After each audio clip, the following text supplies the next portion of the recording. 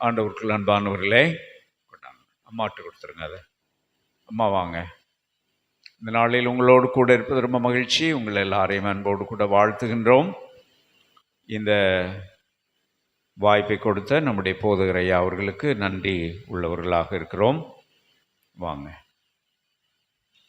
இந்த திருச்சபையை நாங்கள் மிக நீண்ட காலமாக அறிவோம். உங்களை திரும்பவும் சந்திப்பதிலே ரொம்ப மகிழ்ச்சி. இந்த திருச்சபையிலே ஒரு அர்த்தமுள்ள பணியை செய்கின்ற என்னுடைய அன்பு தம்பி அருள் திரு ஜஸ்டின் சகாயராஜ் அவர்களை அன்போடு கூட வாழ்த்தி மகிழ்கின்றேன். அன்பு மகன் ஜோத்தம் அந்த திருப்பணியிலே ஆழமாக பங்கு பெறுவதை குறித்து மகிழ்ச்சி. இப்பொழுது இந்த நாளின் தலைப்புக்கேற்ற ஒரு பாடலை நாங்கள் 2 பேர் சேர்ந்து பாட போகிறோம். அங்கே மேலே போட்டு விடுங்க. அதை இந்த நாளின் தலைப்பு கடவுள் எல்லாரையும் சமமாக நேசிக்கிறார் என்ற தலைப்பாகும். கடவுள் எல்லாரையும் சமமாகவே நேசிக்கிறார் என்பதுதான் இந்த நாளின் தலைப்பு. God loves everyone equally. God's love embraces all people என்பது இந்த நாளின் தலைப்பு. நம்முடைய அரசரடி புத்துயிர் பாடலிலே டாக்டர் தாமஸ் சங்கராஜ் எழுதிய ஒரு இனிய பாடல் இருக்கிறது. மனிதரை மனிதராய் நடத்திடுவோம் என்ற ஒரு இனிய பாடல். அந்த பாடலை நானும் அம்மாவுமாக சேர்ந்து பாடப் போகிறோம். ஓகே, சரியா இருக்கா? ரைட், தேங்க்யூ தம்பி.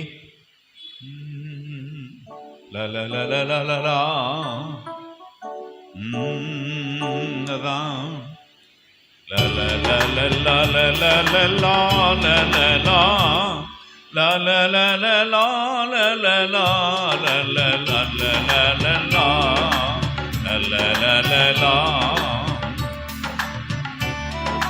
மனிதரை மனிதராய் நடத்திடுவோம், இறைவரின் மைந்தராய் எவரையும் நோக்கிடுவோம். மனிதரை மனிதராய் நடத்திடுவோம், இறைவரின் மைந்தராய் எவரையும் நோக்கிடுவோம். மனிதரை மனிதராய் நடத்திடுவோம். ஆமா,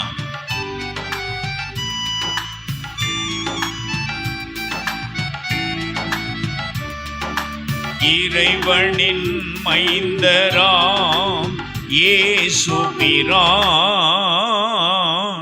தரை மீது சிலுவையில் தம் உயிரான் தீரை போல் மாந்தரை பிரித்து நின்ற கரையாம் பிரிவினை ஒழித்தாரே. மனிதரை மனிதராய் நடத்திடுவோம். பல்லவிக்கு மாத்திரம் நீங்க எல்லாரும் சேர்ந்து வாங்க. 2வது சரணம் பாடுறோம். சமயத்தின் பெயரிலே சகலரையும்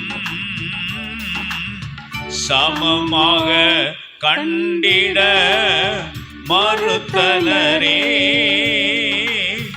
சமாரிய பெண்ணையும் ரோமனையும் சமமாக கண்டவர் இயேசு பிரான்.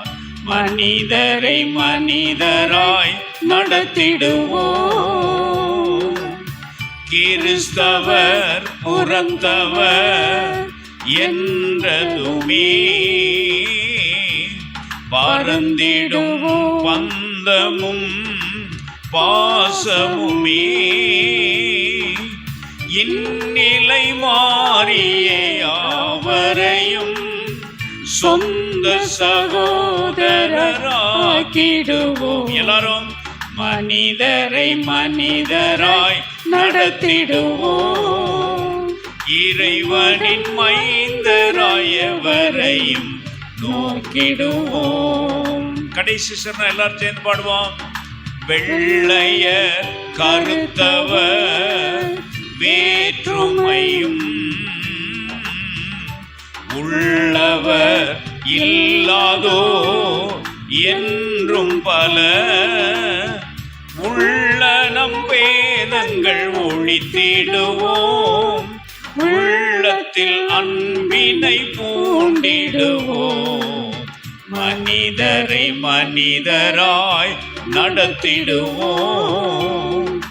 இறைவனின் மைந்தராய் எவரையும் நோக்கிடுவோம். மனிதரை மனிதராய் நடத்திடுவோம். தேங்க்யூ. தேங்க்யூ.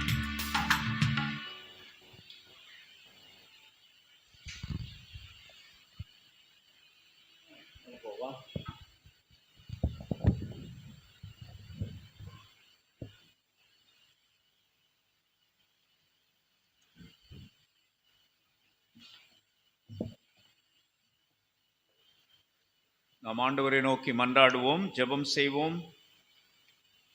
எங்கள் கண்மலை மீட்பெருமாகிய ஆண்டவரே, நாவின் சொற்களும் எங்கள் எல்லாருடைய இதயத்தின் சிந்தனைகளும் உடைய திருமுன்னிலையில் இப்பொழுதும் உமக்கு பிரியமானவைகளாகவும் எங்கள் எல்லாருக்கும் பிரயோஜனமானவைகளாகவும் இருப்பதாக ஆண்டவரே. ஆமென். ஆமென். ஆமாம், போதகர் ஆமென் சொன்னால் சபையார் ஆமென் சொல்லணும். நன்றி. இந்த நாளில் உங்களோடு கூட இருப்பது ரொம்ப மகிழ்ச்சி. உங்களை அன்போடு கூட வாழ்த்துகின்றோம். ஐயா அவர்களுக்கு ரொம்ப நன்றி.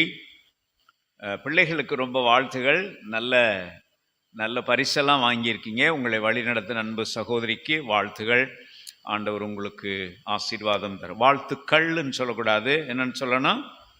வாழ்த்துகள் சொல்லுங்க. ஆமாம், வாழ்த்துக்கள்ளுன்னா அந்த கல்லுன்னு அர்த்தம். அதனால் வாழ்த்துகள் சொல்லுங்க. ஆமாம் ஆமாம். இங்கே தேவநேய பாவாணருடைய பேத்தியம்மா இருக்கிறாங்க. அவங்களுக்கு முன்னாடி மரியாதையாக தமிழ் பேசணும். தமிழம்மா இருக்கிறாங்க இல்லையா? நன்றி. ஓகே, இன்னைக்கு ஆண்டவருடைய வார்த்தையை சொல்லுகின்ற வாய்ப்புக்காக ஆண்டவருக்கு நன்றி. நாம் தொடங்க போகிற புதிய லெந்து காலம் நம்ம எல்லாருக்கும் பயனுள்ள வகையில் இருக்க வேண்டும் என்று நான் வேண்டிக் கொள்கிறேன். இன்றைக்கி ஒரு சிறப்பு பிறந்த நாள்.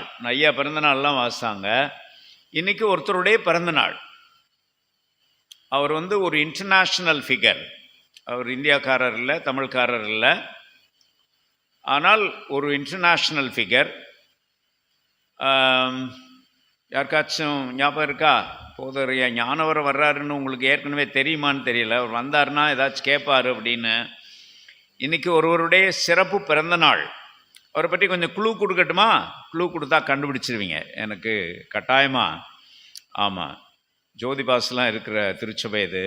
கட்டாயம் கண்டுபிடிச்சிருவீங்க. பார்க்கலாம். அவர் ஒரு பெரிய, எப்படி எழுதியிருக்கிறேன், ஃபாதர் ஆஃப் மாடர்ன் அஸ்ட்ரானமி. எங்கே பார்க்கலாம்? உடனே பெரிய குழுவை கொடுத்து போட்டேன். Father of modern astronomy. பிள்ளைகள், யார் அது? தேங்க்யூ. யார் சொன்னா? யார் சொன்னது? ஜோதி பாஸா?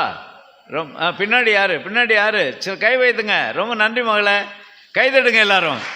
ஆகா, ரொம்ப சந்தோஷம். போதரையா, உங்கள் திருச்சபையை பற்றி நீங்கள் பெருமைப்பட வேண்டும். இன்னைக்கு கலீலியோவுடைய பிறந்த நாள்.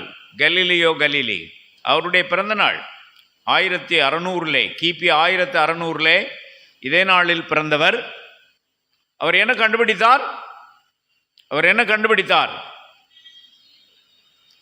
இந்த ஏதோ ஒரு நிகழ்ச்சி, ஏதோ ஒரு இது ஹியூமரில் வர்றது மாதிரி, உலக்கையை கண்டுபிடிச்சவர் யார் சொல்லு அப்படி மாதிரி என்ன கண்டுபிடித்தார்? பூமி தட்டையானது அல்ல, உருண்டையானது என்பதை கண்டுபிடித்தார். பூமி உருண்டையானது அப்படின்னு கண்டுபிடிச்சவர் கலீலியோ. அவருக்கு பின்னாடி அவரை பின்பற்றி கோப்பர்னிக்கஸ் இல்லையா? கோப்பர்னிக்கஸ் அவரை பின்பற்றி அதைவிட சிறப்பான ஆராய்ச்சிகளை செய்தார். பூமி உருண்டையானதா தட்டையானதா சொல்லுங்க. ஆனால் உங்கள் பைபிளில் பூமி எப்படி போட்டிருக்கு? தட்டையானதுன்னு போட்டிருக்கு இல்லையா? ஆகாயம், அதாவது வானம் மேலே, பூமி கீழே, பூமியின் கீழ் தண்ணீரிலே என்று பைபிளில் போட்டிருக்கு. ஆகையினால பைபிளில் போட்டுறதுக்கு இருக்குது. எகித்ரா பேசிட்டாரு கலீலியோன்னு சொல்லி அந்த காலத்தில் இருந்த திருச்சபை, அந்த காலத்தில் இருந்த ரோமன் கத்தோலிக்க திருச்சபை, சாரி அந்த சொல்றதுனால நீங்கள் கவலைப்படக்கூடாது, அவரை சிறைப்பிடித்து அரசு உதவியோடு சில சமயங்களில் மதமும் அரசியலும் ஒன்றா சேர்ந்துருப்பாருங்க. மதமும் அரசியலும் ஒன்றா சேர்ந்தா மடத்தனம் தான் நடக்கும். ஆகினாலே மத அரசியல் அவரை சிறைப்பிடித்து ஜெயிலில் போட்டாங்க. கடைசியாக அவர் ரொம்ப காலம் ஜெயிலில் இருந்தார். கடைசியாக அவரை கல்லால் அடித்து கொன்று போட்டார்கள். யார சொல்லுங்க பிள்ளைகளா? கலிலேயோ பெரியவரை கொண்டு போட்டாங்க. 1000 வருஷங்களுக்கு பிறகு ஒரு போப்பு நாங்கள் செய்தது தப்பு, நாங்கள் கலிலேயோ கொண்டிருக்க கூடாது என்று சொல்லி மன்னிப்பு கேட்டார். புரியுதா? புரியுதா? மதம், அதுவும் குறிப்பாக வெறிபிடித்த மதவெறியர்கள் எப்போதுமே அறிவியலுக்கு எதிராகவே இருப்பார்கள். மதமா அறிவியலா என்ற கேள்வி எப்போதும் முட்டல் மோதிக்கொண்டே இருக்கிறது. கலிலேயோனுடைய விஷயத்திலே மதம் அறிவியலை கொண்டு போட்டது. ஆனா இன்னைக்கு எதுதான் ஜெயித்திருக்கிறது? மதமா அறிவியலா? சொல்லுங்க. ஏன் பேச மாட்டேங்கிறீங்க? அறிவியல் தான் ஜெயித்திருக்கிறது. இங்கே நான் பேசுகிற மைக் அறிவியலா மதமா? சொல்லுங்க. அறிவியல் இல்லையா? நான் போட்டிருக்கிற ட்ரெஸ் மதமா அறிவியலா? அறிவியல். ஆகையினாலே அறிவியலை சாதாரணமாக நினைத்து விடக்கூடாது. மத வெறி வேறே, அறிவியல் வேறு. கடவுள் நம்பிக்கை வேண்டாம் என்று நான் சொல்லவில்லை. கடவுள் நம்பிக்கை வேற, மத வெறி வேறே. இன்னைக்கு இந்தியாவில் இருக்கிற பிரச்சனையே இதுதான். இந்தியாவில் இருக்கிற பிரச்சனை என்னன்னா, மத வெறியை தூண்டிவிட்டு மக்களை பாழ்படுத்துகிற நிலை இருக்கிறது என்று உங்களுக்கு தெரியும். ஆகினாலே இந்த நாள் யாருடைய பிறந்த நாள்? சொல்லுங்க. கலிலேயோ உன்னுடைய பிறந்த நாள். அவருக்கு நன்றி. ரைட். அந்த மற்றோடு நிறுத்தி கொண்டு தலைப்புக்கு போயிடுவோமா? இன்னைக்கு ஐயா தலைப்பு சொல்லுங்க. ஐயா இன்னைக்கு தலைப்பு சொல்லுங்க. உங்களுடைய பிள்ளைகள் 5 நிமிஷம் தலைப்பு கொடுத்து ப்ரீச் பண்ணி பிரைஸ் வாங்கிட்டு வந்துட்டாங்க. யாரு அந்த பிரசங்கியார்? யாரு? ஆமா, மகன் இருக்கிறார். அவர் தான் 5 நிமிஷம். அந்த நகைச்சுவை உங்களுக்கு ஞாபகம் இருக்கா?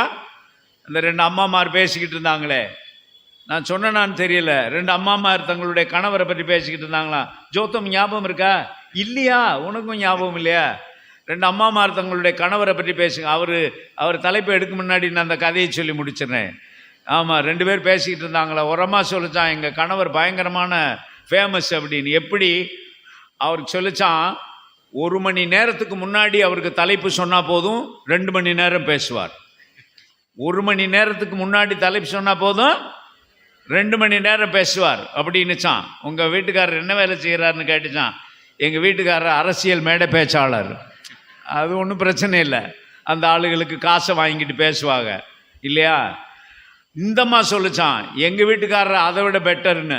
எப்படின்னு கேட்டுச்சான் இந்தம்மா. எங்கள் வீட்டுக்காரருக்கு நீங்கள் தலைப்பே கொடுக்க தேவையில்லை, 3 மணி நேரம் பேசுவாருன்னுச்சான்.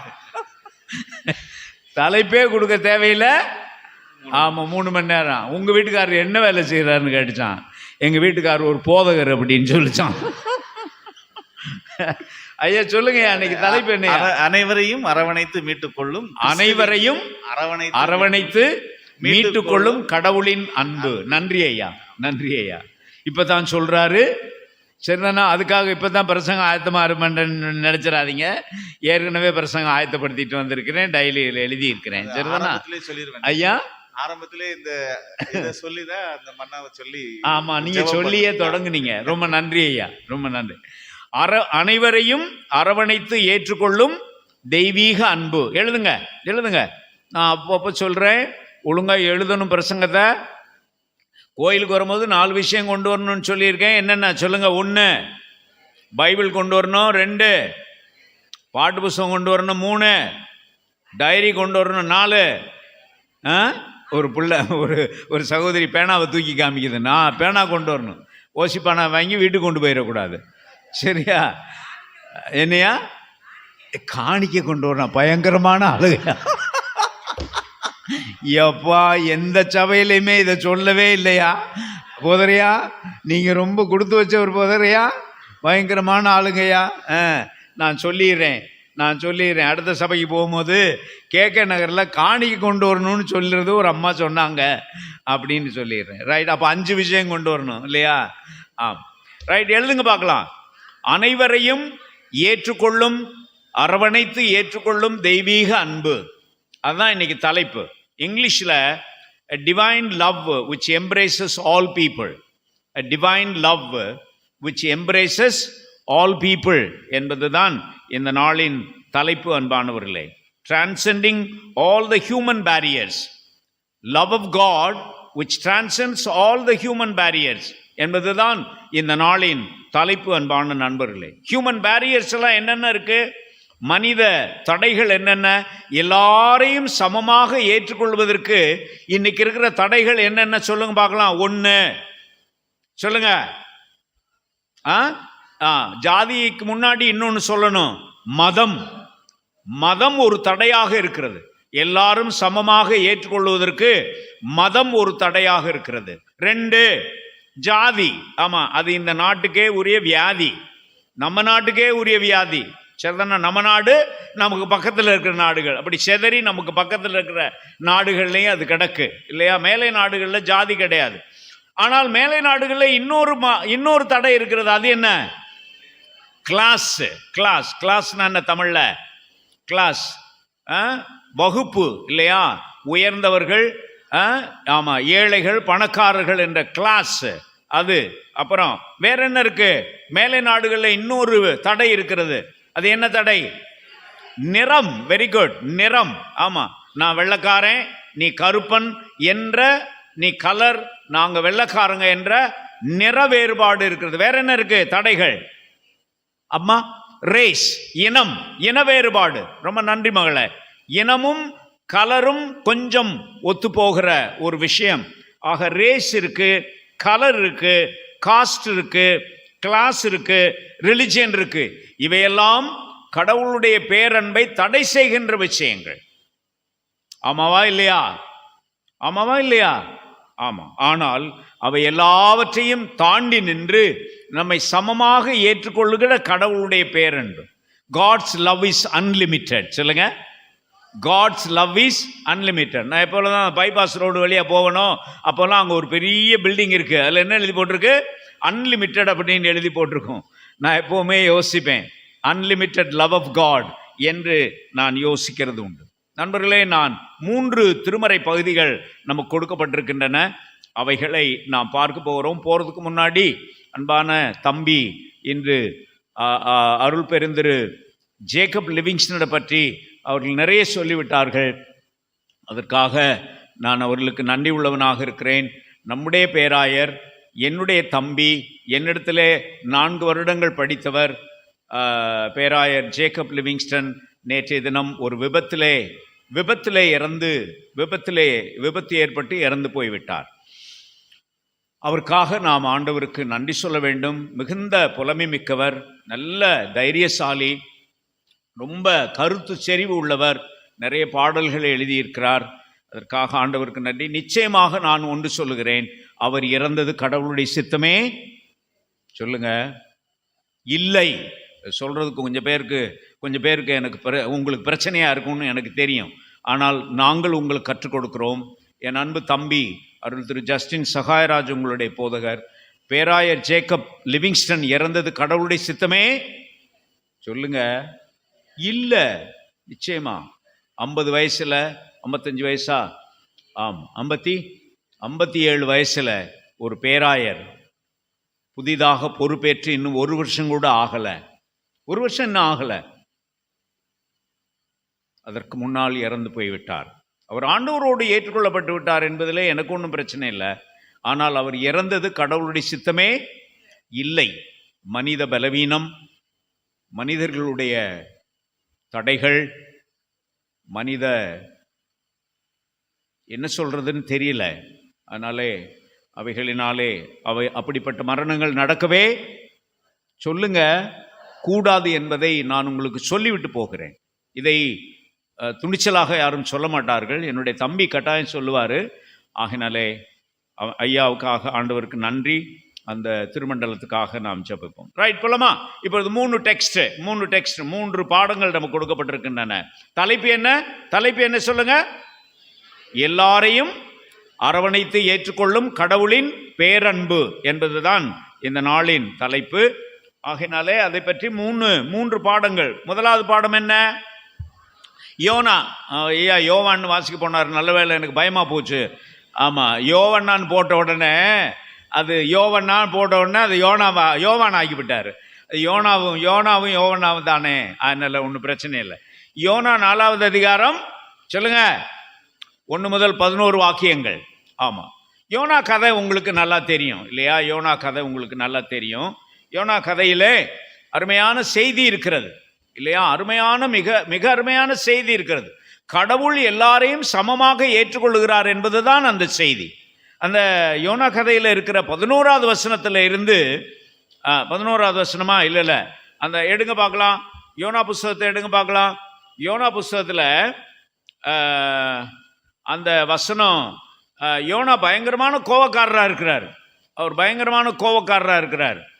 அப்போ ஆண்டவர் அவர்கிட்ட கேட்குறாரு, என்ன ரொம்ப கோபமாக இருக்கிற போல தெரியுது, ரொம்ப கோபமாக இருக்கிற போல தெரியுது அப்படின்னு ஆண்டவர் கேட்குறாரு.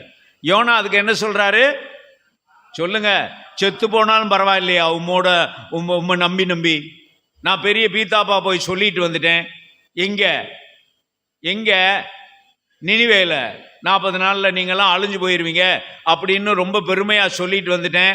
நான் வேற 40 நாளாக காற்று வேற கிடக்கிறேன். கண்குளிர பார்த்துட்டு மக்கள் சாகிறத பார்க்கணுன்னு, கண்குளிர பார்க்கணுன்னு காத்து கிடக்கேன் இல்லையா? 35 நாள் நான் பட்டப்பாடு எனக்கு தான் தெரியும். இன்னைக்கு எத்தனாவது நாள் சொல்லுங்க? 40வது நாள். இன்னைக்கு இறங்கணும்னு காலையிலேருந்து காத்துக்கிட்டு இருந்தேன். காலையில் அக்கினி வரல, மத்தியானம் வரல, சாயங்காலம் வரல. பார்த்தா நீர் என்ன செய்துட்டீரு சொல்லுங்க? மன்னிச்சிட்டீரு. நீர் மன்னிக்கிற ஆள்னு எனக்கு தெரியும். சண்டை போடுறாரு கடவுளோட யோனா. நான் இனிமே எங்கேயாச்சும் போய் நான் தீர்க்க தரிசனம் சொன்னேன்னா எவனாச்சும் என் தீர்க்க தரிசனத்தை நம்புவாங்களா? யார் சொன்னது மாதிரி இருக்கு? இந்த திருவிளையாடல் படத்துல நாகேஷ் சொன்னது மாதிரியே இருக்கு. இனிமே எவன் என் புலமையை நம்ப போறான்? யார்கிட்ட போய் நான் கவிதைய சொல்ல போறேன்? இது நீ எழுதுனதா சொல்லுங்க? வேற யாராச்சும் எழுதி கொடுத்தத நீ வாசிக்கிறியான்னு எல்லாரும் என்ன செய்வாங்க? திட்டுவாங்களே என்று நாகேஷ் புலம்புறது மாதிரியே யார் புலம்புறா சொல்லுங்க? யோனா புலம்புறாரு. உம்மை நம்பி என்னையா கண்டேன், செத்து போனா கூட பரவாயில்ல போல தெரியுது. அவ்வளவு வெறி, அவ்வளவு சொல்லுங்க. யார் மேல? பிற சமயத்தவர் மேல இல்ல, கடவுள் மேல இல்ல, பிற சமயத்தவர் மேல அவ்வளவு வெறி. நாம எவ்வளவு வெறி உள்ளவர்களா இருக்கிறோம் என்று நமக்கு தானே தெரியும். அடுத்த சமயம்னு சொல்லிட்டாலே நமக்கு வெறி வருதில்ல, அடுத்த மதம் என்று சொல்லிவிட்டாலே நமக்கு வெறி வருதில்ல. இருக்கக்கூடாது, கவனமா இருக்கணும். அப்பதான் ஆண்டவர் சொல்றாரு, கடைசி வசனத்தை நான் வாசிக்கிறேன். அதை வளர்க்கவும் இல்லை, அதற்கு எவ்வளவு இரக்கம் காட்டுகிறாயே. இந்த நினிவே மாநகரில் எத்தனை பேர் இருக்காங்க? 120,000 பேரா? 20,000க்கு மேற்பட்டவர்கள் மக்களா? அதிகமாக. உங்க பைபிள்ல அப்படிதான் இருக்கு. என்னுடைய பைபிள்ல பாருங்க, 20,20,000க்கும் மேற்பட்ட மக்கள் இருக்கிறார்கள். வலதுகை இடதுகை என்று அவர்களுக்கு கூட தெரியாத மக்கள், சாதாரண மக்கள், ஏழைகள், பாவப்பட்டவர்கள். எல்லாரும் பாவிகள் அல்ல, எல்லாரும் தீயவர்கள் அல்ல. சாதாரண மக்கள், ஏழைகள், கிராமப்புறத்து மக்கள், ஒதுக்கப்பட்ட மக்கள். அவர்கள் தெரியாத இத்தனை மக்களும் அவர்களோடு யாரும் உண்டு சொல்லுங்க? எண்ணிறந்த கால்நடைகளும் உண்டு. உங்க பைபிள்ல என்ன போட்டிருக்கு? மிருக ஜீவன்கள். மிருகமும் தமிழ் இல்ல, ஜீவனும் தமிழ் இல்ல. எண்ணிறந்த கால்நடைகளும் உண்டு. கடவுள் மனிதர்களை பற்றி மட்டுமா கவலைப்படுறார்? யாரை பற்றியும் கவலைப்படுறார் மகளே? ஆமா, கால்நடைகளை பற்றியும் கவலைப்படுகிறார். இயற்கையை பற்றி கவலைப்படுகிற கடவுள், அவர்களையும் அன்போடு ஏற்றுக்கொள்ளுகிற கடவுள். எப்படிப்பட்ட ஆண்டவர் நம்ம வச்சிருக்கிறோம் தெரியுமா? அவ்வளவு நல்லவர். அம்மா தோத்திரம், ஆண்டவருக்கு தோத்திரம். அப்படி வரணும் தோத்திரம், அப்படி வரணும் தோத்திரம். சும்மா பிரசங்கம் மறந்து போயிடுச்சுன்னு சொன்ன உடனே தோத்திரம் எல்லாம் சொல்லிட்டு தெரியக்கூடாது. சரியா? பிரசங்கம் மறந்துருச்சுன்னா தோத்திரம்னு வந்துடும். பிரசங்கத்தில் பாயிண்ட் வரலைன்னா அல்லேலியான்னு வந்துடும். ஆமாம், ஆட்டோமேட்டிக்காக வருது பாருங்க. அதுதான் நல்லது. ஆண்டவருக்கு நன்றி. ஆகையினாலே முதலாவது குறிப்பை நான் முடிக்கப் போகிறேன். அன்பான நண்பர்களே, என்ன பிரசங்கம் இவ்வளோ குயிக்காக இருக்கும்னு நாங்கள் நம்பலையே. ரொம்ப நேரம் எழுதிட்டோம்ல இன்னைக்கு. அதனால் ஆமோஸ் 9வது அதிகாரம் 7வது வசனத்தை வாசித்துட்டு நான் முதலாவது குறிப்பை முடிக்க போகிறேன். ஆமோஸ் 9வது அதிகாரம் 7வது வசனம். யாராச்சும் வாசிங்க. இஸ்ரவேல் புத்திரரே, நீங்கள் எனக்கு எத்தியோப்பியர்களை போன்றவர்கள் அல்லவோ என்று கர்த்தர் சொல்லுகிறார். நான் இஸ்ரவேலரை எகிப்திலிருந்து புறப்பட பண்ணினது போலவே யாரை? பெலிஸ்தியரை கப்தோரிலிருந்து புறப்பட பண்ணினேன், சீரியரை கீரிலிருந்து புறப்பட பண்ணினேன். இப்ப கவனிங்க, ஒரு அருமையான பாயிண்ட். 9:7 மறக்கக்கூடாது. ஜோத்தம்,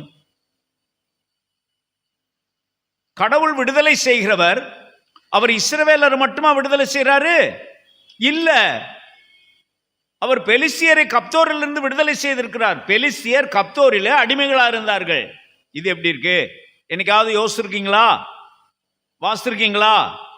சீரியர் எந்த ஊர்ல அடிமைகளா இருந்தார்கள்? கீர் என்ற ஊரிலே அடிமைகளா இருந்தார்கள். அவர்களும் அவருடைய பிள்ளைகள் தானே. அப்படியானால் பெலிஸ்தியருக்கு ஒரு விடுதலை பயணம் இருக்கிறது, ஒரு யாத்திரை ஆகமம் இருக்கிறது. அவங்க ஊர்ல போய் பாருங்க, அவர்களும் ஒரு யாத்திரை ஆகமம் என்ற ஒரு பைபிள் வச்சிருக்கிறாங்க. சீரியர் தங்கள் கீரிலிருந்து கடவுள் தங்களை எப்படி விடுதலை செய்தார் என்று அவர்களுக்கு ஒரு யாத்திரை ஆகமம் இருக்கிறது. நீங்க என்ன செய்யணும்? அங்க போய் படிக்கணும். நீங்க ரொம்ப பெருசா எங்களுக்கு மட்டும்தான் யாத்திரை ஆகமம் இருக்குன்னு சொல்லி என்ன செய்யக்கூடாது? ஆமா, பெருமைப்படக்கூடாது. புரிகிறதா? அப்படியானால் பெலிஸ்தியரும் என் பிள்ளைகள் தான். பெலிஸ்தியர்னா யாரு? இன்னைக்கு பெலிஸ்தியர் யாரு? இன்னைக்கு பெலிஸ்தியர் யாரு? பலஸ்தீனர்கள். பாலஸ்தீனா, பிலிஸ்டைன் ரெண்டும் ஒண்ணுதான். அப்ப பலஸ்தீனர்களும் கடவுளுடைய பிள்ளைகள் தானே. பெஞ்சமின் நத்தனியாகு 1.5 லட்சம் பேரை கொன்னுட்டாரே பலஸ்தீனாவை சேர்ந்தவர்களை. புரியுதா? கொல்லலாமா? சொல்லு மகளே, கொல்லலாமா? கொல்லக்கூடாது. பலஸ்தீனர்களும் யாருடைய பிள்ளைகள் தான்? சொல்லுங்க, கடவுளுடைய பிள்ளைகள் தானே. பலஸ்தீனர்களும் யாருடைய பிள்ளைகள் தான்? கடவுளுடைய பிள்ளைகள் தானே. அப்ப பெஞ்சமின் நத்தனியாகு தினந்தோறும் 1000 பேரை கொன்னுகிட்டு இருக்கிறாரு. தப்பா ரைட்டா? தப்பா ரைட்டா? தப்பு. கடவுள் கொல்ல சொன்னார் என்று கொண்டிருக்கிறார். யாரு? Benjamin Netanyahu. அது யார் பெஞ்சமின் நத்தனியாகு? சொல்லுங்க பிள்ளைகளா. இஸ்ரேல் பிரதம மந்திரி. அவரை சப்போர்ட் பண்றவங்கலாம் யாருன்னு உங்களுக்கு தெரியும்ல?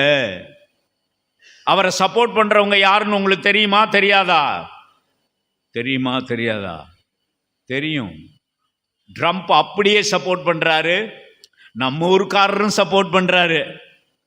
நம்ம ஊர்க்காரரும் சப்போர்ட் பண்றாரு. புரியுதா புரியலையா? ஆமா, கவனமா இருங்க. முடிச்சிருவோமா? அப்படியானால் முடிச்சிருவோம்னா பிரசங்கத்தை முடிச்சிருவோமா? இல்ல, பாயிண்ட முடிச்சிருவோமா? எல்லாரும் சமமாகவே கடவுள் ஏற்றுக்கொள்கிறார். அன்பான நண்பர்களே, இந்த முடிக்கிறதுக்கு முன்னாடி நேற்று நடந்தது, முந்தா நாள் நடந்த ஒரு சம்பவத்தை சொல்லி முடிக்கிறேன். நீங்கள் முடிக்கவே மாட்டீங்க ஐயா அப்படின்றீங்களா?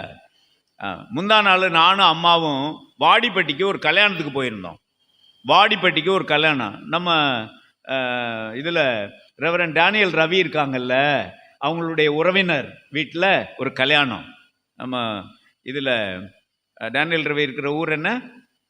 சின்னாலப்பட்டி. ரெவரண்ட் டேனியல் ரவி அவருடைய வீட்டில் ஒரு உறவினர்கள் கல்யாணம் போயிருந்தேன். நான் தான் பிரசங்கம். எப்படியோ நான் போயிட்டேன்னு சொன்னால், அண்ணன் ஞானவர் அண்ணன் வந்துட்டாங்க, அண்ணன் நீங்களே பிரசங்கம் பண்ணுங்க அண்ணே அப்படின்ட்டுருவாங்க.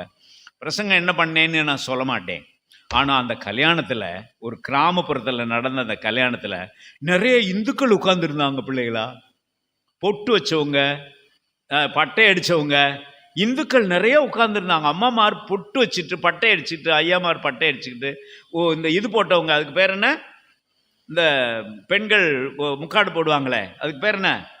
பர்தா போட்ட பெண்கள் உட்கார்ந்துருந்தாங்க. எனக்கு அவ்வளோ சந்தோஷமா இருந்துச்சு, பாராட்டினேன். இப்படித்தான் நாம இருக்கணும்னு சொல்லிட்டு காந்தி ஐயா விரும்பினாருன்னு சொன்னேன். காந்திஜியை நான் பாராட்டுகிறவன். காந்திஜியிட்ட நம்மிடத்துல நமக்கு அவரிடத்துல கொஞ்சம் பிரச்சனைகள் உண்டு. ஆனாலும் அவரை நாம் பாராட்ட வேண்டும். நேரு அதைத்தான் விரும்பினார். அப்படிப்பட்ட இந்தியாவாகத்தான் இருக்க வேண்டும் என்று விரும்பினார். புரட்சியாளர் டாக்டர் அம்பேத்கர் அதைத்தான் விரும்பினார். இப்படித்தான் இந்தியா இருக்க வேண்டும். இந்துக்களும் இஸ்லாமியர்களும் கிறிஸ்தவர்களும் எப்படி உட்கார்ந்துருக்கணும்? ஒன்னா உட்கார்ந்து இருக்கணும்னு தான் விரும்பினார். ஆனா இன்னைக்கு அரசியல்வாதிகள் இல்லை இல்லை இல்லை இல்லை, நீங்கெல்லாம் ஒன்னாகவே கூடாது, நீங்க ஒன்னாகுனீங்கன்னா நாங்க ஜெயிக்க முடியாது, நீங்க ஒன்னா இருந்தீங்கன்னா நாங்க ஜெயிக்க முடியாது என்று நம்மை மதவெறி பிடித்தவர்களாக பிரித்துவிட முயற்சி செய்கிறார்கள் என்று உங்களுக்கு தெரியும். அவர்களை ஒரு நாளும் என்ன செய்யக்கூடாது? சொல்லுங்க, ஆதரிக்கவே கூடாது. மதவெறியர்களை ஒரு நாளும் தயவு செய்து ஆதரிக்காதீர்கள். அவர்களோடு சேர்ந்தவர்களையும் ஆதரிக்காதீர்கள். புரியுதா புரியலையா? புரியுதா புரியலையா? எலெக்ஷனுக்கு முன்னாடி நான் வரமாட்டேன். ஆகையினாலே இப்பொழுதே சொல்லிவிட்டு போகிறேன். ஆமாம், மதவெறியோ இல்லையா இனவெறியோ கட்டாயம் நமக்கு தேவையே இல்லை என்பதை கட்டாயமாக சொல்லிவிட்டு போக விரும்புகிறேன். ரைட், ரெண்டாவது டெக்ஸ்ட் போயிருமா? ரெண்டாவது டெக்ஸ்ட் என்ன சொல்லுங்க, என்ன வாசித்தாங்க? 1 தீமோத்தேயு 2வது அதிகாரம் 1 முதல் 7 வாக்கியங்கள். 1 தீமோத்தேயு எடுங்க, பைபிள் எடுங்க. பைபிளை புரட்டணும். என்னென்னத்தையோ புரட்டுறீங்க, பைபிளை புரட்ட மாட்டேன்றீங்க. வேதத்தை புரட்டுறது வேற, பைபிளை புரட்டுறது வேற. ஆமா ஐயா, நான் வேத புரட்டன் அல்ல, பைபிளை புரட்ட சொல்லுகிறவன். புரட்டுங்க, எடுங்க. 1 தீமோத்தேயு 2வது அதிகாரம் 1 முதல் 7 வாக்கியங்கள். அங்கே ஒரு தலைப்பு இப்படி இருக்கிறது, the interceding community for all. இந்த பிரசங்கத்தை இப்பதான் 1 மணி நேரத்துக்கு முன்னாடி டிவைன் பேஷன் சர்ச்சில் இங்கிலீஷில் பண்ணிட்டு ஓடியாந்துருக்கிறேன். இங்கிலீஷில் பிரசங்கம் பண்ணிட்டு உங்களுக்காக ஓடி வந்தேன். அதனால் நான் வந்துட்டேன், ஆனால் முன்னாடியே வந்துட்டேன்.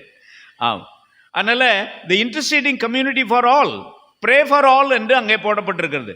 எல்லாருக்காக ஜெபம் செய்கிற ஒரு சமூகம். பிள்ளைகளை கவனியுங்கள், எல்லாருக்காக ஜெபம் செய்ய வேண்டிய சமூகம். அங்க பாருங்க, யாருக்கெல்லாம் ஜெபம் பண்ணணும் வாசிங்க பார்க்கலாம். எத்தனாவது வசனம் அது? யாருக்காகவெல்லாம் ஜெபம் பண்ணணும் வாசிங்க. எல்லா பக்தியோடும் நல்லொழுக்கத்தோடும்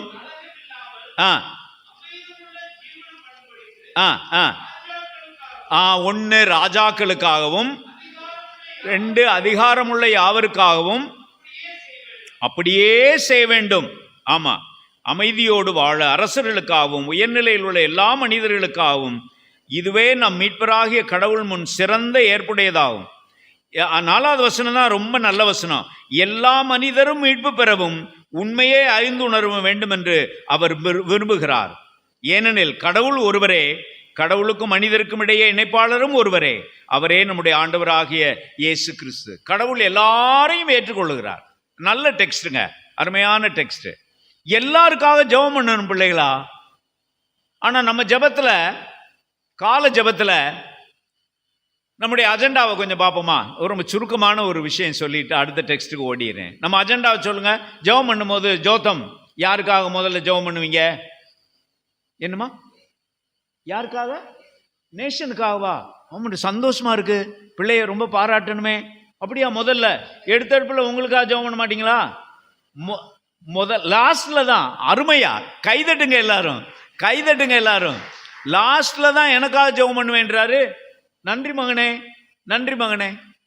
ஆனா பல சமயங்கள்ல ஆண்டவரே எங்களுக்காக ஜெபம் பண்றோம், எங்க குடும்பத்துக்காக ஜெபம் பண்றோம், எங்க பிள்ளைகளுக்காக, எங்க பேர பிள்ளைகளுக்காக, எங்க சர்ச்சுக்காக, எங்க போதருக்காக ஜெபம் பண்ண வேண்டாம்னு சொல்ல, கட்டாயம் ஜெபம் பண்ணணும். எங்க போதருக்காக, எங்க சபைக்காக, வேற என்ன, அப்புறம் என்ன, அவ்வளோதான். அதுக்குள்ளே காசுக்காகவா? வேணாம். அவன் இப்படி காமிக்கிறாப்புல, இப்படி காசுக்காக, எங்களுக்கு நல்ல வருமானம் வரணுன்றதுக்காக, இப்படி ஜெபம் பண்ணியே கெட்டு போன சமுதாயம். நிச்சயமா முதல்ல யாருக்காக ஜெபம் பண்ணணும்? உலகத்துக்காக ஜெபம் பண்ணுங்க. உலகத்துக்காக, ஆப்பிரிக்காவுக்காக இல்லையா? ஆப்பிரிக்காவில் இருக்கிற ஏழை மக்களுக்காக, மலாவியிலே வறுமையிலே வாடுகின்ற மக்களுக்காக ஜெபம் பண்ணி இருக்கீங்களா? ஜெபம் பண்ணி இருக்கீங்களா? ஆண்டவரே, பாலஸ்தீனாவிலே கொல்லப்படுகிற அந்த பிள்ளைகளுக்காக ஜெபம் பண்ணி இருக்கீங்களா? ஜெபம் பண்ணணும். பண்ணீங்களா? பண்ணலையா? பண்ணணும். ஆமா. ஆண்டவரே, டெல்லியிலே காணாமல் போகிற சொல்லுங்க குழந்தைகளுக்காக காணாமல், நூற்றுக்கணக்கான குழந்தைகள் டெல்லியிலே காணாமல் போகிறார்கள். ஐயா, 2 லட்சம் பேர் காணாமல் போயிட்டாங்களாம். தேங்க்யூ. பெண் பிள்ளைகளுக்காக டபுள் என்ஜின் கவர்மெண்ட் என்ன செய்யுதுன்னு தெரியல. என்ன நடந்தது? தேங்க்யூமா. என்ன நடக்கிறது? குழந்தைகள் காணாமல் போகிறார்கள், பெண்கள் காணாமல் போகிறார்கள். எங்கே கொண்டு போகப்படுகிறார்கள்? அவர்களுக்காக ஜெபிக்கணுமா இல்லையா? ஆமா. எப்ஸ்டீன் ஃபைலை பற்றி நீங்க கட்டாயம் கேள்விப்பட்டிருப்பீங்க. என்னென்னமோ வருது, யாரோ அதுல தலையிட்டு இருக்கிறாங்க. எப்ஸ்டீன் ஃபைல் தெரியுமா தெரியாதா? தெரியுமா தெரியாதா? ஆமா, நிறைய பேர் தலையிட்டு இருக்காங்க அதுல. அதுக்காக ஜெபம் பண்ணணும் இல்லையா? ஒரு தீவையே உருவாக்கி அந்த தீவுல வெறும் பச்சை குழந்தைகளை கொண்டு போய் வச்சு இந்த இந்த இந்த உலகத்தில் இருக்கிற அரசியல் தலைவர்களுக்கு விருந்து படைத்திருக்கிறான் ஒருவன். அதை பற்றி அக்கறையோடு இருக்க வேண்டும், அதை பற்றி ஜெபிக்க வேண்டும், அது மாற்றப்பட வேண்டும் என்று ஜெபிக்க வேண்டும். ஆமாவா இல்லையா? உங்களுடைய ஜெபத்தில் அதெல்லாம் சேர்ப்பீங்களா? அதெல்லாம் சேர்க்கணும், அதெல்லாம் சேர்க்கணும். அப்ப நான் எழுதி இருக்கிறேன். முதலாவது, pray for the world, pray for the nations, pray for nature, pray for the politicians. அரசியல்வாதிக்காக நம்ம குற்றம் சொல்றது மட்டும் பத்தாது, அவர்களுக்காக என்ன செய்யணும்? ஜெபம் பண்ணணும். ஆமா. What is the agenda of your prayer today? நம்ம போதகர் ஐயா கட்டாயமாக அதை அக்கறையோடு செய்வார் என்று எனக்கு தெரியும். முதலாவதாக வெளியே இருந்து துவங்குங்கள், கடைசியா உள்ளே வாருங்கள் என்று உங்களை அன்பாக நான் வேண்டிக் கொள்கிறேன். இந்த முடிக்கிறதுக்கு முன்னாடி இந்த நம்ம பரமண்டல ஜெபம் இருக்குல்ல, கர்த்தருடைய ஜெபம், அந்த கர்த்தருடைய ஜெபத்துல முதல்ல யாருக்காக ஜெபம் பண்ண சொல்லி இருக்கிறார் ஆண்டவர்? சொல்லுங்க சொல்லுங்க. முதல்ல யாருக்காக, எதற்காக? என்ன இப்படி இருக்கீங்க? சொல்லுங்க பிள்ளைகளா. முதல்ல யாருக்காக? உம்முடைய ராஜ்யம் வருவதாக. எங்க? உலகத்திலே. ஆண்டவரே, உலகத்திலே உம்முடைய அரசு வருவதாக. ரொம்ப பரந்த ஜெபம் இல்லையாம்மா? பரந்த ஜெபம். உம்முடைய சித்தம் பரலோகத்திலே செய்யப்படுவதுல இந்த பூமியெல்லாம் செய்யப்படுவதா. எவ்வளவு பரந்த ஜெபம். அப்புறம் எங்களுக்கு வேண்டிய உணவை எங்களுக்கு தார்மாண்டவரே ஜெபம் பண்றதுல தப்பே கிடையாதுங்க. உங்களுக்காக ஜெபம் பண்ண வேண்டாம்னு சொல்லல. முதல்ல உலகத்துக்காக ஜெபம் பண்ணிட்டு அப்புறம் உங்களிடத்துல வாங்கல என்று உங்களை அன்பாக நான் வேண்டிக் கொள்கிறேன். முடிச்சிடுவோமா? எதை? 2வது பாயிண்ட். 3வது பாயிண்ட் போலாமா? 3வது பாயிண்ட் போறதுக்கு முன்னாடி ஒரு நகைச்சுவை. இந்த போன ஞாயிற்றுக்கிழமை இந்நேரம் குன்னூர்ல இருந்தோம், நானும் அம்மாவும். எங்க? குன்னூர்ல. ஊட்டி குன்னூர் இருக்குல்ல, ரொம்ப குளிரா இருந்துச்சு. அங்க பிரசங்கம் பண்றதுக்காக ஆல் செயின்ட் சர்ச்ன்னு சொல்லிட்டு, யாருக்கா தெரியுமா? அங்க ஒரு இங்கிலீஷ் சர்ச் இருக்கு, ஆல் செயின்ட் சர்ச். ரொம்ப நல்ல சபை, ரொம்ப நல்ல சபை. இந்த டிவைன் பேஷன்ஸ் மாதிரி ஒரு நல்ல ஆங்கில திருச்சபை. அங்க போய் புல்பிட்ல ஏறி நின்ன உடனே இப்படி தேடினேன். நான் இப்படி தேடினேன். நீங்க பயங்கரமான ஆளுக, இந்த பாருங்க ஏத்தாப்புல வச்சிருக்கிய. என்னத்த தெரியுமா தெரியாதா? இங்க ஒன்று இருக்குங்க, ஒரு நாளைக்கு இப்படி வந்து பார்த்துட்டு போங்க. அங்க என்ன இருக்கு? பிள்ளைகளுக்கு தெரியுது. சொல்லுமா, என்ன இருக்கு? அந்த பாக்ஸுக்கு கீழே இருக்குல்லப்பா, கடிகாரமா, வால் கிளாக் இருக்கு. பயங்கரமான ஆளுங்க நீங்க. அங்க தேடுதேன்னு தேடினேன், வால் கிளாக்கே இல்லை. ஒரு சபையில வால் கிளாக் இல்லை ஐயரே. அப்ப நான் பாராட்டினேன், நீங்க ரொம்ப நல்லவங்களா இருக்கீங்களே, ஆல் செயின்ட் சர்ச்சில் வால் கிளாக்கே இல்லை அப்படின்னு பாராட்டிட்டு பிரசங்கம் பண்ணிட்டு கீழே இறங்கிட்டேன். எல்லாருக்கும் தோத்திரம் போட்டுக்கிட்டு இருந்தேன். அப்போ இந்த கொயரில் இருக்கிற டாக்டர் ஜெயபிரகாஷ்னு ஒருத்தர் வந்தார். எல்லாரும் நிற்கும் போது சொன்னார், ஐயா நீங்கள் வால் கிளாக் இல்லைன்னு சொன்னீங்கல்ல, நாங்கள் பாஸ்டேட் கமிட்டியில் ஒரு முடிவு பண்ணியிருக்கோம்னாரு. என்னையா முடிவுன்னு கேட்டேன். அதாவது இந்த குட் ஃப்ரைடே சர்வீஸ் முடிஞ்ச பிற்பாடு நாங்கள் எல்லாருமா சேர்ந்து ஒரு முடிவு பண்ணணும். என்ன முடிவு பண்ணீங்க? ஐயருக்கு முன்னாடி ஒரு கேலண்டரை வைக்கணும் அப்படின்னு சொல்லிட்டு. ஐயருக்கு முன்னாடி என்னங்க சொல்லுங்க? என்னங்க 4 கணக்கு. ஆமாம், 7 பேர் பேசணும்ல. பயங்கரமான சபை அது. ஆமாம், நீங்கள்லாம் அப்படி இருக்க மாட்டீங்கள்ல, கேலண்டர் இல்லைல்ல. போலாமா? எத்தனாவது பாயிண்ட்டுக்கு போகிறோம்? எத்தனாவது டெக்ஸ்ட்டு? அப்போ முதலாவது தலைப்பு என்ன? எல்லாரையும் சமமாக நேசிக்கிற கடவுள், இல்லையா? ஆமாம், யோனா கதையிலிருந்து. ரெண்டாவது, எல்லாருக்காகவும் நாம் என்ன செய்யணும்? ஜெபம் பண்ணணும். முதல்ல நம்முடைய அஜெண்டாவில் யார் முதல்ல வர்றது? ஆமாம், நாளையிலேருந்து ஜெபம் பண்ணும்போது ஒழுங்கா எனக்காக ஜெபம் பண்ணுகிறேன் ஆண்டவரேன்னு சொல்லாமல் மற்றவங்களுக்காக ஜெபம் பண்ணுகிறேன் ஆண்டவர். மூணாவதாக மார்க் 2வது அதிகாரம் 3 முதல் 17 வாக்கியங்கள் எடுங்க பார்க்கலாம். மார்க் 2 13 முதல் 17 வாக்கியம். Sorry, mark 2 13 to 17. அங்கே என்ன நிகழ்ச்சி நடக்குது? நம்ம ஆண்டவராகிய இயேசு, இல்லையா, அவர் லேவி என்ற அவர் லேவி என்ன வேலை செய்தவர்? ஜோத்தம், இது டாக்ஸ் கலெக்டர். ஆமா, லேவி என்ன வேலை செய்தவர்? டாக்ஸ் கலெக்டர், வரி வாங்குகிறவர். அவரை என் பின்னாடி வாங்க அப்படின்னு கூப்பிடுறாரு. இவர் எல்லாத்தையும் விட்டுட்டு ஆண்டவருக்கு பின்னாடி போயிட்டார். கடைசியா அன்னைக்கு சாயங்காலமா மத்தியானமான்னு தெரியல, அது சாப்பாடு என்ன சாப்பாடுன்னு தெரியல, மத்தியான சாப்பாடா சாயங்கால சாப்பாடான்னு தெரியல. அங்க ஆண்டவர் உட்கார்ந்துருக்கிறாரு. அவர் கூட யாரெல்லாம் உட்கார்ந்துருக்கா சொல்லுங்க? அந்த வசனம் வாசிங்க. மார்க் 2வது அதிகாரம். யாரெல்லாம் உட்கார்ந்துருக்கா சாப்பாட்டுல?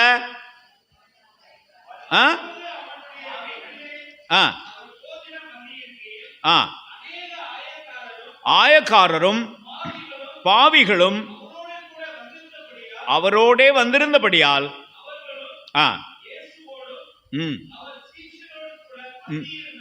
ஆமா, 16வது வசனம், அவர் பாவிகளோடும் வரி தண்டுபவர்களோடும் உண்பதை அவருடைய பரிசேயர் கண்டு இவர் வரி தண்டுபவர்களோடும் பாவிகளோடும் சேர்ந்து சாப்பிடுவது எப்படி என்று கேட்டார்கள். ஆண்டவருக்கு பயங்கர கோபம் வந்துருச்சு. அது என்ன? ஆயக்காரரும் பாவிகளும். ஆயக்காரர்னா சொல்லிட்டேன். பாவிகள்னா என்ன அர்த்தம் சொல்லுங்க? பாவிகள்னா என்ன அர்த்தம்? பாவம் செய்தபடியினாலே பாவிகள் அல்ல. மேல உட்கார்ந்துருக்கிறவங்க என்ன கவனிங்க, அவர்கள் பாவம் செய்தபடியினாலே பாவிகள் அல்ல, பாவிகள் என்று அழைக்கப்பட்ட ஒரு கூட்டத்தை சேர்ந்தவர்கள். நல்லா கவனிக்கணும், நல்லா எழுதி வச்சுக்கணும். இதை நான் மட்டும்தான் சொல்லுவேன், ஐயா சொல்லுவாங்க கட்டாயம், அவங்களுக்கு நான் சொல்லி கொடுத்துருக்கிறேன், இல்லையா? ஆமா, பாவம் செய்தபடியினாலே அவர்கள் பாவிகள் அல்ல, பாவிகள் என்று அழைக்கப்பட்ட ஒரு கூட்டத்தை சேர்ந்தவர்கள். எப்படி சொல்லலாம்? கன்னியாகுமரியில இருந்து வர்றவங்க யாரு? கை வைத்துங்க. கன்னியாகுமரி. ரொம்ப நன்றி மகனே, அழகு. நம்ம ஊர்ல ஏழைகளை பார்த்து அவங்களுக்கு பேர் சொல்லுவாங்க. அவங்களுக்கு பேர் என்ன? ஏழைகள். சாதாரணப்பட்ட மக்களுக்கு என்ன பேரு? சொல்லு மகனே. பாவங்கள் சொல்லுவாங்களா? பாவங்கள். அது பாவங்கள். நாம கூட சொல்றோமே, யாராச்சும் ரொம்ப கஷ்டப்பட்டு படுத்து கிடந்தா என்ன சொல்றோம்? பாவம். பாவம்னா என்ன? பாவம் செஞ்சாருன்னு அர்த்தமா? பாவம்னா என்ன அர்த்தம் அங்க சொல்லுங்க? பரிதாபம். நன்றி மகனே. பரிதாபத்துக்குரியவர்கள், ஒடுக்கப்பட்டவர்கள், உதாசீனப்படுத்தப்பட்டவர்கள், ஓரத்தில் இருக்கிற மக்கள். அப்ப பாவிகள்னா என்ன அர்த்தம் ஐயா? இப்ப புரியுதாங்க? இப்ப புரியுதா? ஐயாவுக்கு நான் ஏற்கனவே சொல்லி கொடுத்துருக்கிறேன். ஓரத்தில் இருந்த மக்கள், ஓரங்கட்டப்பட்டவர்கள், ஃப்ரிஞ்சஸ்ல இருக்கிற மக்கள், அவர்கள் தான் யாரு? பாவிகள். நம்ம ஊர்ல கூட நீங்க பாத்தீங்கன்னு சொன்னா, ஊர் வேற சேரி வேறன்னு இருக்கும். நம்ம கிராமங்களுக்கு போங்க, ஊர் வேற சேரி வேறன்னு இருக்கும். அந்த சேரியில் இருக்கிற மக்களுக்கு பேர் என்ன? பாவிகள். சொல்லுங்க, பாவிகள். சேரியில் இருக்கிற மக்கள் தான் பாவிகள் என்று பட்டம் சூட்டப்பட்டவர்கள். அவர்கள் பாவம் செய்தவர்களா? சொல்லுங்க, இல்ல. இந்த புரிந்து கொள்ளுதலை நீங்கள் கட்டாயமாக மனதிலே வைத்துக் கொள்ள வேண்டும். அப்படியானால் இயேசு ஆண்டவர் பாவிகளோடு சாப்பிட்டார். அப்ப பாவியான பொண்ணுன்னு சொல்லிட்டு ஒரு அம்மா வருமே, ஒரு அம்மா வரும்ல ஆண்டவருடைய பாதத்துல. அவள் பாவம் செய்தபடியினாலே பாவியான பொண்ணா, அல்லது பாவிகள் என்று அழைக்கப்பட்ட ஒரு கூட்டத்திலிருந்து வருகிறதுனாலே பாவியான பொண்ணா? சொல்லுங்க. பாவிகள் என்று அழைக்கப்பட்ட ஒரு கூட்டத்தில் இருந்து வந்தபடியினாலே அவர் பாவியான பெண். இந்த தெளிவு உங்களுக்கு இருக்க வேண்டும். அவ்வளவுதான். ஆகினாலே அவர்களோடு சேர்ந்து சாப்பிடுகிறார் ஆண்டவர். ரொம்ப நல்லவர் இல்ல ஜோதம்? ஆமா, பரிசேயரோடு அவர் சேர்ந்து சாப்பிட்டுருக்கலாமே. இன்னைக்கு ஊழியக்காரர்கள் யாரோடு சேர்ந்து சாப்பிட விரும்புகிறார்கள்?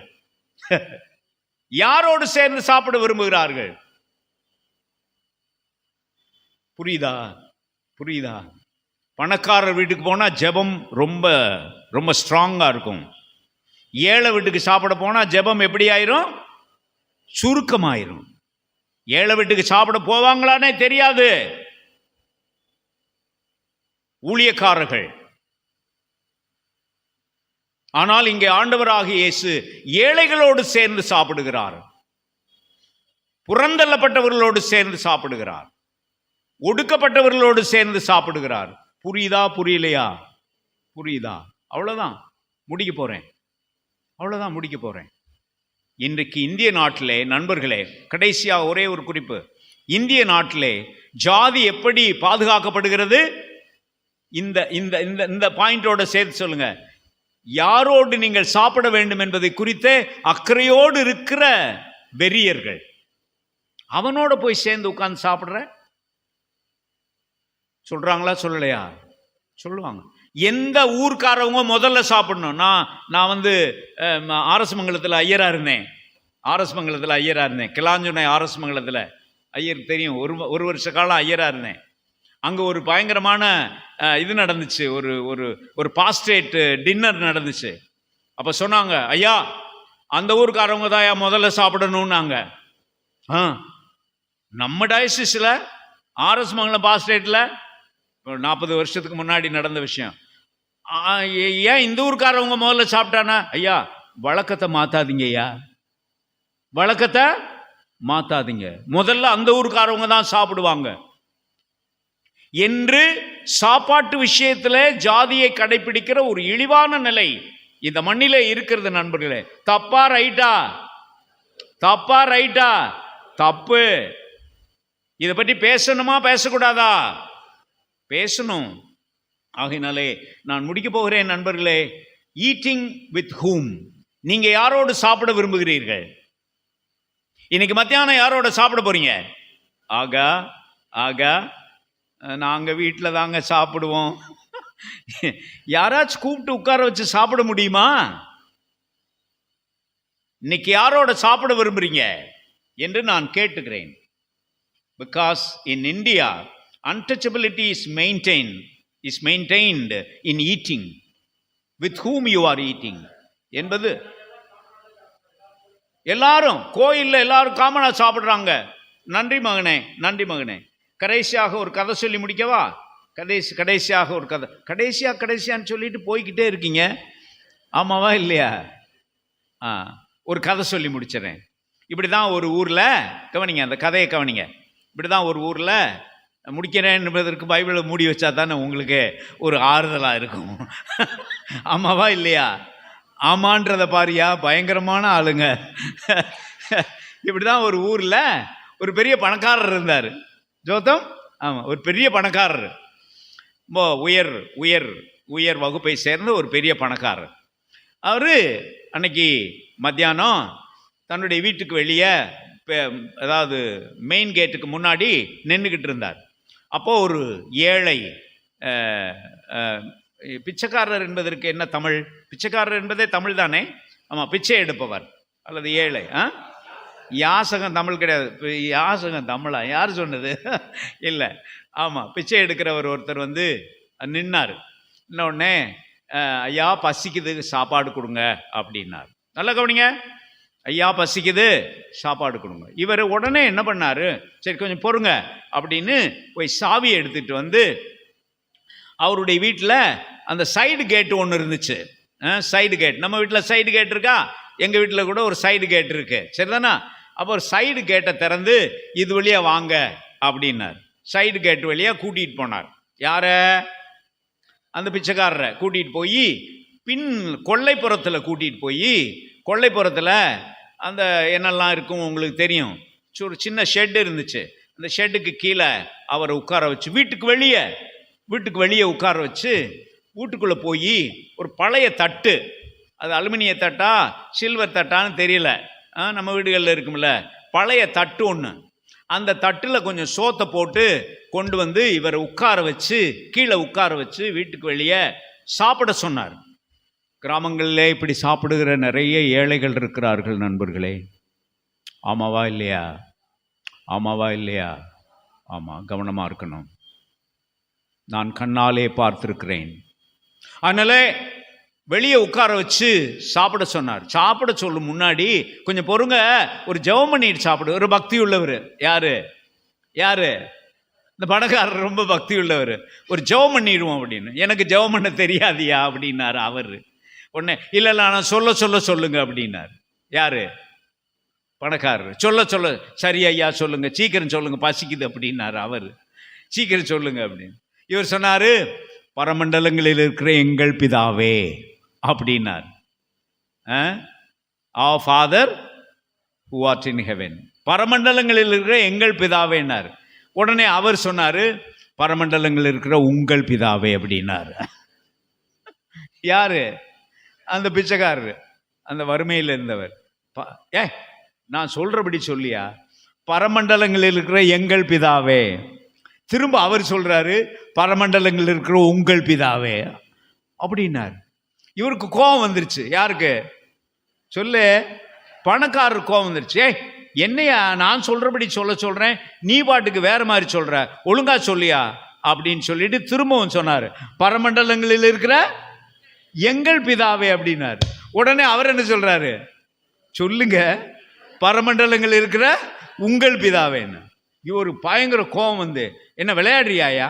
நான் சொன்னபடி சொல்லாம நீ உன் இஷ்டத்துக்கு சொல்ற அப்படின்னாரு.